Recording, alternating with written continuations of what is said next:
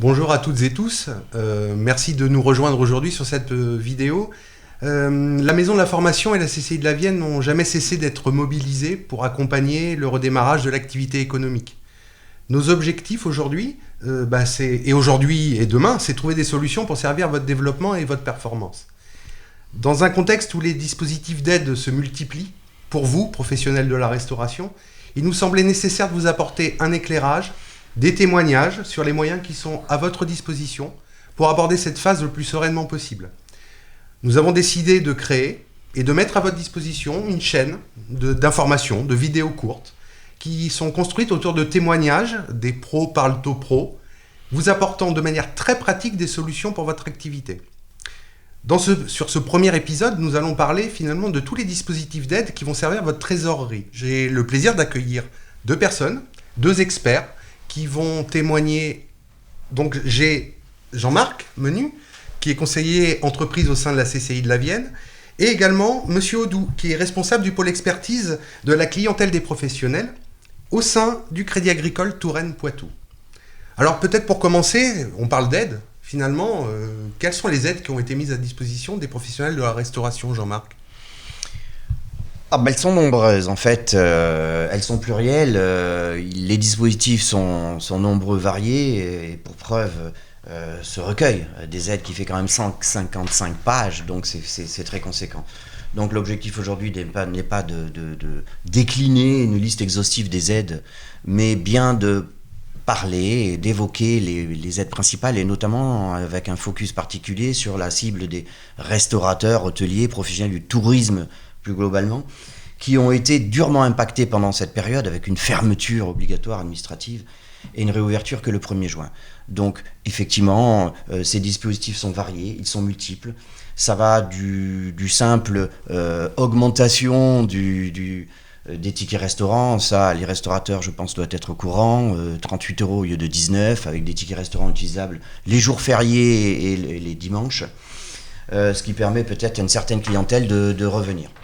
Alors d'abord, je tiens à rassurer les restaurateurs, d'après les enquêtes que nous faisons à la Chambre de commerce et d'industrie, depuis la reprise, même si on veut positiver, le chiffre d'affaires constaté est d'à peu près 40%. Donc vous n'êtes pas isolés, vous êtes tous dans la même situation. Et c'est pour ça que l'État a fait des dispositifs, des mesures particulières pour les cafés, hôtels, restaurants notamment, qui vont au-delà des dispositifs existants.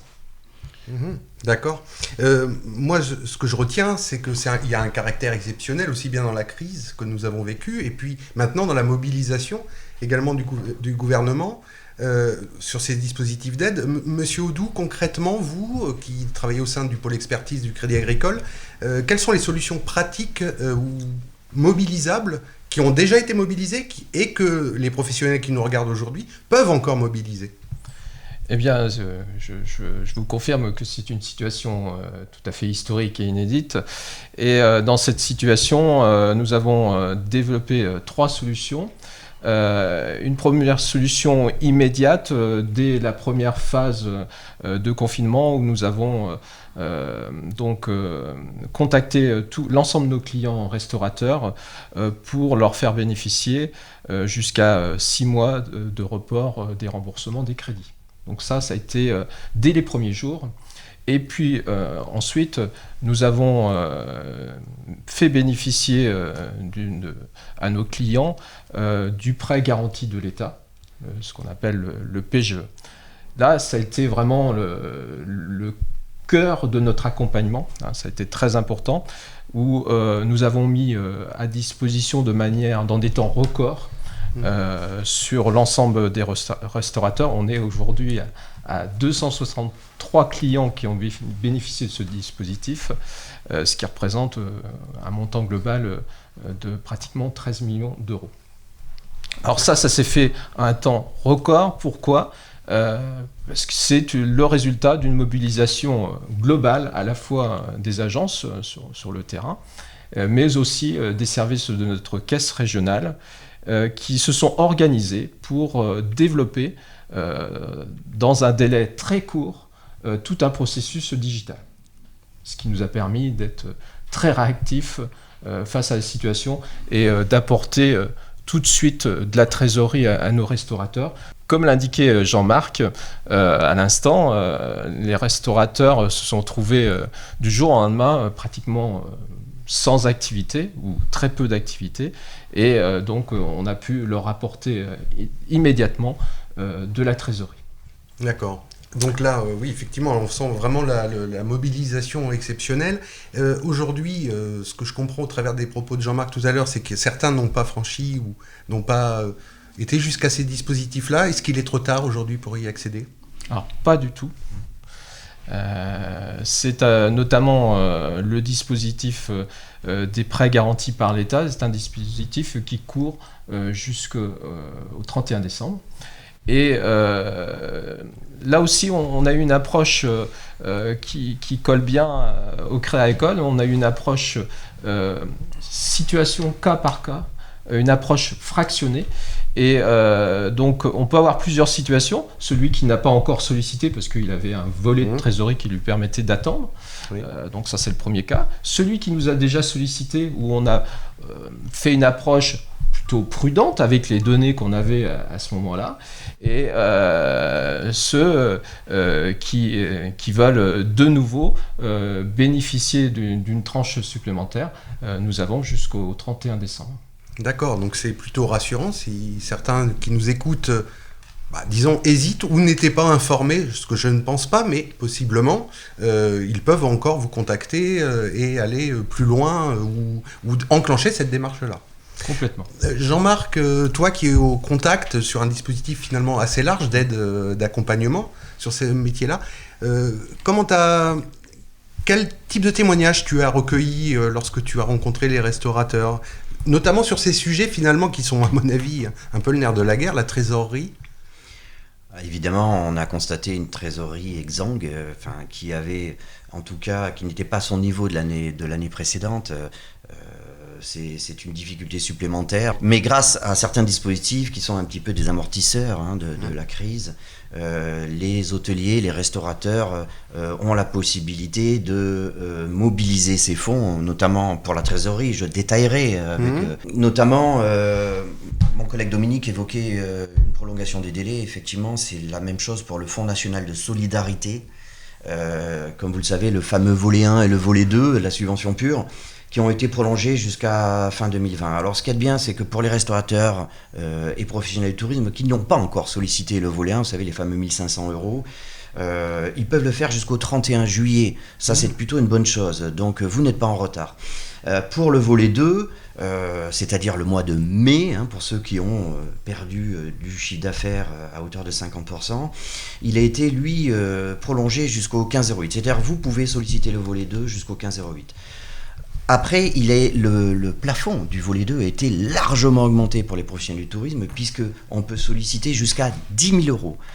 10 000 € au titre du mois de mai. Si vous avez minimum un salarié et que vous avez perdu 80% de chiffre d'affaires entre le 15 mars et le 15 mai, vous pouvez en bénéficier. Donc, ne pas hésiter à nous solliciter. Je tiens à dire, Cédric, que je ne suis pas le seul conseiller à la CCI, on est une équipe nombreuse. Tout à fait. Et chaque conseiller à la CCI a un niveau d'expertise équivalent pour la connaissance des dispositifs d'aide, puisque nous avons un service de veille et une mise à jour au quotidien de ces aides, parce que ça change tous les jours. Je pense que ces aides permettent effectivement assez facilement d'obtenir de la trésorerie.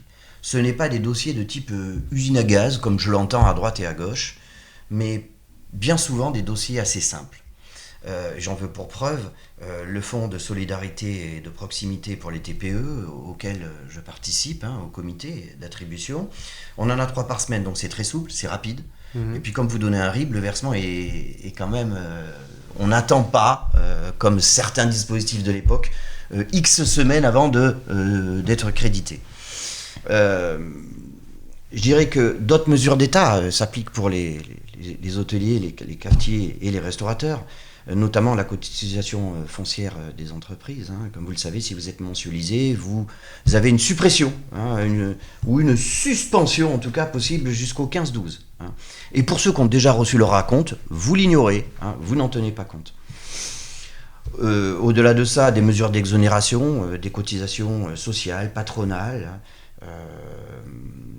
qui sont prolongées, hein, avec une possibilité de prise en charge pour le chômage partiel de 100% pour les restaurateurs et non pas de 84% pour les autres professions. Il est prolongé jusqu'en septembre. On verra bien si le gouvernement, en fonction de l'état économique de l'ensemble de la profession, s'il sera prolongé jusqu'à la fin de l'année. Et puis tout un tas de mesures de réduction forfaitaire, de cotisations sociales, voire une prise en charge des cotisations et contributions sociales par l'État à hauteur de 20%. C'est-à-dire que là, on vous donne de l'argent pour payer vos cotisations sociales. Et puis il y a les collectivités, les EPCI qui ont leur propre dispositif d'aide. En général, c'est entre 3 et 5 000 euros. Donc là, ça dépend de l'implantation sectorielle du ressortissant, du cafetier, du restaurateur. Et d'autres choses, Jean-Marc ? Bien entendu, il y a une assistance au montage des dossiers. C'est pas évident pour un restaurateur qui a repris son activité, qui est très mobilisé sur son outil de travail, de pouvoir solliciter ces dispositifs d'aide.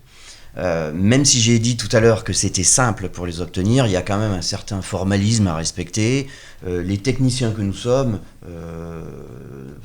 disposés à accompagner, à avoir à tenir le stylo à certains restaurateurs qui n'y arriveraient pas, et ce de façon gracieuse, bien évidemment. Ne pas oublier que la Chambre de commerce et d'industrie est quand même au service de ses clients, de ses ressortissants. Nous sommes là pour défendre les intérêts de toutes les professions, y compris les professions liées au tourisme. Très bien. Alors, moi, ce que je retiens, c'est que finalement, c'est rassurant tout ça, puisque il n'est pas trop tard aujourd'hui pour les professionnels d'activer tous ces dispositifs. Moi, je pense qu'il est important, puisque l'objectif de cette émission, c'est d'apporter des solutions pratiques. Concrètement, comment ils trouvent les bonnes informations, à qui ils s'adressent. Parce qu'il y a une chose que vous me disiez, Monsieur Audoux, un petit peu avant l'émission, et je crois que c'est important de le préciser, c'est que vous avez un réseau de proximité très important. Donc tout restaurateur peut facilement trouver un conseiller à quelques pas de sa boutique, finalement. Tout à fait, Cédric.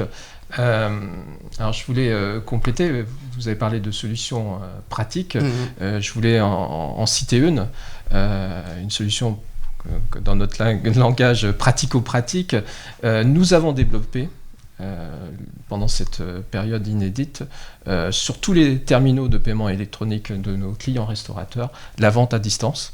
Oui. Ce qui a permis, notamment pour certains, de développer ou d'innover dans la vente à emporter. Donc voilà, c'est des solutions très pratiques qui facilitent la reprise et le développement du chiffre d'affaires. Nous sommes aussi innovateurs sur les solutions d'encaissement. Nous avons toute une large gamme de TPE, de terminaux de paiement électronique qui s'adaptent à chaque situation. Alors, oui, on a un maillage très important, 141 points de vente, 125 responsables d'agence sur le territoire, près du client, 130 conseillers spécialisés.